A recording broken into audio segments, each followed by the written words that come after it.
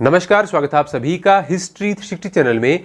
मैं Ravi Kularia, history lecture Rajasthan से। आज के इस वीडियो में मैं रिव्यू करूंगा अपनी पोथी की ओर से आने वाली साइकोलॉजी की इस बुक का। हाल फिलहाल इसका तीसरा एडिशन आया है रीड के लिए। इसको लिखा है प्रोफेसर जेडी सिंह ने। लगभग 350 पेज की ये किताब है। आज के रिव्यू में मैं आपको दिखाऊंगा कि किस प्रकार की ये किताब है, कैसे प्रश्नों को इसमें शामिल किया गया है, किन विद्यार्थियों के लिए इंपॉर्टेंट हो सकती है। तो ये है बुक, इसके ऊपर लिखा गया है थर्ड रिवाइज्ड एडिशन, हाईलाइट किया गया है। एनसीईआरटी की किताबों पर आधारित इसको बताया गया है और ये जेडी सिंह का परिचय यहाँ पर पीछे दिया गया है। लगभग 350 पेज की ये किताब है। प्रत्येक टॉपिक के बाद में उसके प्रश्न दिए गए हैं। पिछले एग्जाम्स में आए हुए प्रश्नों को भी पूरा शामिल किया गया है 2021 तक के। अब इसका मैं कंटेंट आपको दिखाता हूँ। अनुक्रमणिका में आप देखिए, टॉपिक तो आपको पता ही है, फिर भी मैं एक बार सरसरी तौर पर बता देता हूँ। वृद्धि और विकास, वंशानुक्रम और वातावरण, अधिगम, अधिगम के सिद्धांत, भाषा कौशल, चिंतन, संवेग, स्मृति, विस्मृति, अभिरुचि, अभिप्रेरणा और अधिगम के निहितार्थ, व्यक्तिगत विभिन्नताएं, व्यक्तित्व, बुद्धि, विशिष्ट बालक, समायोजन और कुसमायोजन, शिक्षण अधिगम प्रक्रिया और एनसीएफ, शिक्षण विधियां और प्रविधियां यानी टीचिंग मेथड और टेक्निक्स, आकलन, मापन और मूल्यांकन, क्रियात्मक अनुसंधान, शिक्षा का अधिकार अधिनियम 2009, जैसा कि अभी ग्रेड 3 के सिलेबस में भी खासतौर से इसको मेंशन किया गया है। आजकल 2020 की शिक्षा नीति 2009 ये सभी किताबों में वैसे शामिल रहते हैं। परिशिष्ट में राष्ट्रीय शिक्षा नीति 2020 इसमें शामिल कर दी गई है। अब मैं आपको इसके टॉपिक्स दिखाता हूँ, क्वेश्चन का स्तर दिखाता हूँ। ये देखिए, इस किताब में जो आपको देखने को मिलेगा थ्योरेटिकल बातें भी दी गई हैं। जैसे आजकल की जो फैक्ट्स से संबंधित किताबें हैं, वन लाइनर अप्रोच से, जैसे जिनके हर लाइन से क्वेश्चन बनता है, ऐसी जो किताबें लिखी जा रही हैं। और जैसे एक सामान्य तौर पर पीडी पाठक की किताबें आती हैं या जो और साइकोलॉजी की जैसे बीड वगैरह में हमने देखते हैं, उस प्रकार की किताबों का और आधुनिक किताबों का एक मिश्रण आप इनको मान सकते हैं। यानी जो विद्यार्थी फ्रेशर हैं, जिनको साइकोलॉजी की जो टर्म है उनके बारे में पता नहीं है, उसकी बेसिक बातें पता नहीं है, तो वो इस किताब के साथ साथ उसको समझ भी सकते हैं और उसके फैक्ट भी याद कर सकते हैं। जैसे कि आप देखेंगे थ्योरेटिकल बातें इसमें शामिल की गई हैं। ऐसा नहीं है कि सीधी वन लाइनर अप्रोच इसमें रखी गई है। थ्योरेटिकल बातें रखाते हुए हर प्रकार के सिद्धांतों को, हर प्रकार के जो टॉपिक्स हैं उनको समझाने का प्रयास किया गया है। फैक्ट तो इसके साथ में है ही। अब जैसे मैं वीडियो बनाता हूं तो मुझे कमेंट में फिर जो फीडबैक देते हैं विद्यार्थी, उनको भी मैं बहुत ध्यान से पढ़ता हूं। तो विद्यार्थी मुझसे ये भी पूछेंगे कि मैं उस लेखक की या उस पब्लिकेशन की किताब पढ़ रहा हूं तो मैं क्या करूं, क्या मुझे नहीं। एक किताबें आप चेंज मत किया कीजिए बार बार।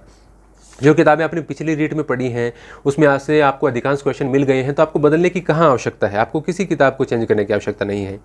जो विद्यार्थी फ्रेशर हैं वो निश्चित रूप से अपनी पोथी के साथ जा सकते हैं, उनकी समझ बेहतर होगी। या पिछली कोई किताब आपको बेहतर नहीं लगी हो, आपको रीड में पिछले में आपको ये लगा हो कि इस किताब की बजाय कोई दूसरी किताब होती हो तो अच्छी हो, तो आप किताब अपनी चेंज कर सकते हैं। नहीं तो आप किताबें अपनी सेम रखा कीजिए। बहुत सारी दूसरे पब्लिकेशन की भी किताबें आती हैं जिनमें से मैंने समय समय पर काफ़ी का रिव्यू भी किया है। तो एक तो कई किताबें ऐसी हैं जिनमें आपको वन लाइनर अप्रोच देखने को मिलती है, जिसकी प्रत्येक लाइन से प्रश्न बनता है और उनमें से लगभग सभी प्रश्न किताब में से आ जाते हैं। लेकिन यदि आपको साइकोलॉजी की समझ नहीं है तो आप उस किताब को, उन किताबों को कभी भी याद नहीं रख सकते।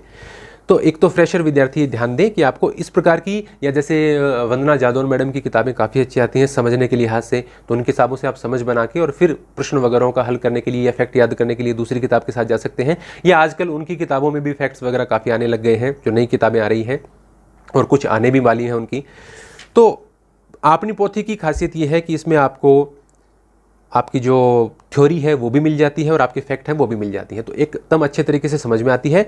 एक ऐसा नहीं लगता कि भाई कहीं की बात कहीं जोड़ दी, मतलब एक क्रम से लिखी गई है जो बेहतर तरीके से आपको समझ में आती है। इनकी मुझे फर्स्ट ग्रेड की किताब भी अच्छी लगी थी, ये किताब भी काफ़ी अच्छी लगी है।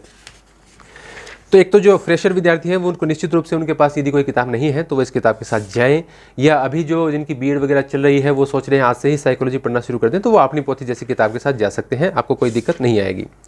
इसके प्रश्नों के बारे में मैं आपको बताऊं तो देखिए, बहुत सारे प्रश्न जो इनके पहले से भी थे उनमें ABCD सब ऑप्शन दिए गए हैं। पिछले सभी एग्जाम्स के इसमें अलग अलग स्टेट के एग्जाम के क्वेश्चन शामिल किए गए हैं। अब इन्होंने बहुत सारे प्रश्न ऐसे भी लिखे हैं जिनमें इन्होंने ABCD ऑप्शन नहीं दिया गया है, क्योंकि किताब ये 350 पेज की हो गई है, तो शायद किताब की जो मोटाई है उसको कम करने के लिए इन्होंने यहाँ पर ऑप्शन नहीं दिए गए हैं। लेकिन प्रत्येक प्रश्न के ब्रैकेट में ये तो बताया गया है कि ये किस एग्जाम में आए हुए हैं। 2021 तक के एग्जाम्स, सभी एग्जाम्स के क्वेश्चन इसमें शामिल कर लिए गए हैं। कुछ और टॉपिक्स मैं आपको इसमें दिखाता चलता हूँ, प्रश्न वगैरह यहाँ पर आप देख सकते हैं। तो अपनी पोथी की ये किताब काफ़ी अच्छी है। इसके अलावा आप दूसरे पब्लिकेशंस की किताब पढ़ रहे हैं, जैसे आप अवनी पब्लिकेशन की किताब पढ़ रहे हैं, सिखवाल की किताब पढ़ रहे हैं, फर्स्ट रैंक की किताब पढ़ रहे हैं, तो आपको चेंज करने की आवश्यकता नहीं है। वो सभी किताबें काफ़ी अच्छी हैं। अवनी पब्लिकेशन के बारे में सबसे ज़्यादा क्वेश्चन पूछे जाते हैं, क्योंकि धीर सिंह जी धाबाई हैं, वो खुद काफ़ी पॉपुलर हैं और उनके द्वारा जो बात कही जाती है वो पूरे राजस्थान में सुनी भी जाती है। उनकी किताब आप पढ़ रहे हैं तो भी आपको कोई इशू नहीं आएगा। सिर्फ मैं ये कहूँगा कि फ्रेशर विद्यार्थियों को डायरेक्ट अवनी पब्लिकेशन की ओर नहीं जाना चाहिए। जिन विद्यार्थियों को समझ है, जिनको इनकी जो टर्म्स हैं, इनकी जो शब्दावली हैं, इनके जो बेसिक सिद्धांत है उसके बारे में समझ है, उसके बाद आप अवनी पब्लिकेशन पढ़ते हैं, आपको वो बेस्ट रिजल्ट देगी। लेकिन डायरेक्ट आपको बिना समझे हुए आप अवनी पब्लिकेशन की ओर जाएंगे तो आपको उसको समझने में दिक्कत आएगी, याद रखने में थोड़ी सी दिक्कत आती है। और कोई इशू नहीं है, उनकी किताब अच्छी है।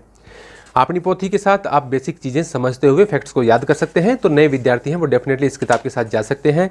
या जिनके पास अभी तक कोई किताब नहीं है, वो देखिए, कोई मैं एक ही अकेला वीडियो नहीं बनाता, आप दूसरे चैनल्स भी देखें, आप खुद दुकान पे जाकर कुछ उसके पेजेस देखें, कोई आपको भगा तो देता नहीं हाथों हाथ, तो आप उसके आधार पर तय कर सकते हैं। लेकिन मैं ये बताता हूँ कि नई किताबें जो मैं आती हैं उनके बारे में बताता रहता हूँ। ये इसका नया एडिशन आया है तो मैं इसके बारे में चर्चा कर रहा हूँ। हर टॉपिक के बाद में काफ़ी सारे प्रश्न दिए गए हैं। समझने के लिहाज से इसमें जो थ्योरी दी गई है वो काफ़ी अच्छी है, क्रमिक रूप से दिखाई देती है और किताब आसान लगती है। और ऐसा भी नहीं है कि इसमें फैक्ट नहीं है, फैक्ट भी हैं। तो ये निश्चित रूप से रीट के एग्ज़ाम के लिए मुझे उपयोगी किताब लगी है।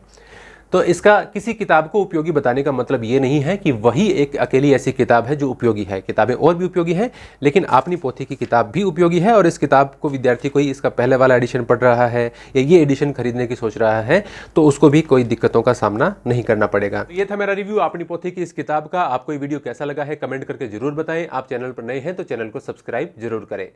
धन्यवाद।